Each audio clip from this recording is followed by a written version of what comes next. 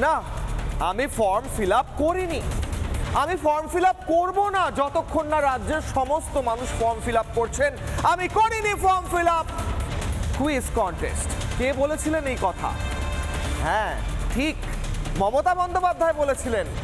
একবার নয়, ঠিক বলেছেন অনেকবার, বিভিন্ন সভা থেকে। আমি ফর্ম ফিল আপ করবো না যতক্ষণ পর্যন্ত না বাংলার প্রত্যেকটা মানুষ ফর্ম ফিল আপ করে। আমি করিনি ফর্ম ফিল আপ, এই সেই হ্যান ত্যান। গতকালও বলেছিলেন। গতকাল দুপুরবেলা মমতা বন্দ্যোপাধ্যায় যখন এই কথা বলছেন, আর একটু পরেই তথ্য সামনে চলে এলো। মমতা বন্দ্যোপাধ্যায় দিব্য ফর্ম ফিল আপ করেছেন এসআইআর এর। ফর্ম ফিল আপ করে আপলোড করেছেন, বিএলওকে দিয়েছেন, বিএলও আপলোড করেছে। সমস্ত প্রসেসটা একদম ঠিকঠাক হয়েছে। মমতা বন্দ্যোপাধ্যায়ের নাম, এসআইআর এর ফর্ম ফিল আপ, সমস্ত কিছু পারফেক্ট। তাহলে কেন মিথ্যে কথা?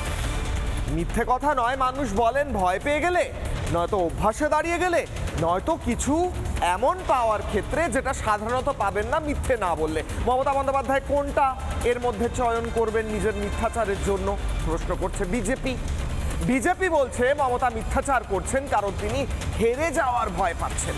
কারণ হার নিশ্চিত হয়ে গিয়েছে যখন সীমান্ত দিয়ে কিলবিলিয়ে দৌড়ে দৌড়ে পালাচ্ছে তার ভোট ব্যাংক।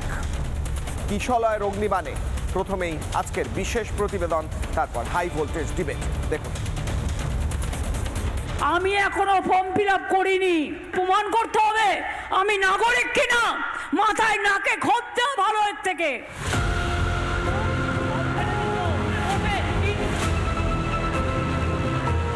এ তো দিনকে রাত করা বিভ্রান্তি, খুব ছোট শব্দ।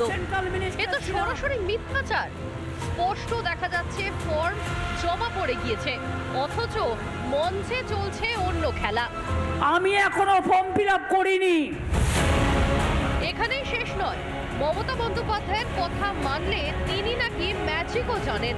নাম বাদ গেলে ফিরিয়ে আনার উপায়ও জানেন। কাদের জন্য মসিহা হতে চান মুখ্যমন্ত্রী? এসআইআর করো আর যাই করো, বাংলা থেকে মানুষকে তাড়ালে কি করে নিয়ে আসতে হয় আমরা জানি। কোন নামের কথা বলছেন? কোন ভোট ব্যাংকের কথা বলছেন মমতা? সীমান্ত দিয়ে পিলপিল করে যে ভোট ব্যাংক পালিয়ে যাচ্ছে, সেই ভোট ব্যাংক ফিরিয়ে আনবেন তিনি? সবকিছুই করেন, আবার কিছুই করেন না। ভোট শুদ্ধিকরণের কাজ চলছে। মুখ্যমন্ত্রীর কাছ থেকে যেটা প্রত্যাশা করার ছিল সেটা হয়তো মানুষকে তিনি পূর্ণ করতে পারেন। ন্যাশনাল সিকিউরিটি কম্প্রোমাইজ হয়ে যাচ্ছে। ঠিক এই জন্যই তো দলের রত্না জাকিরদের মতো রত্নদের পোষেন মমতা। ভোটের ভাড়ারে টান। একদিকে ভুয়ো ভোট ব্যাংকে ধস, আর অন্যদিকে ঘরে বাইরে চুরি দুর্নীতিতে জেরবার দল।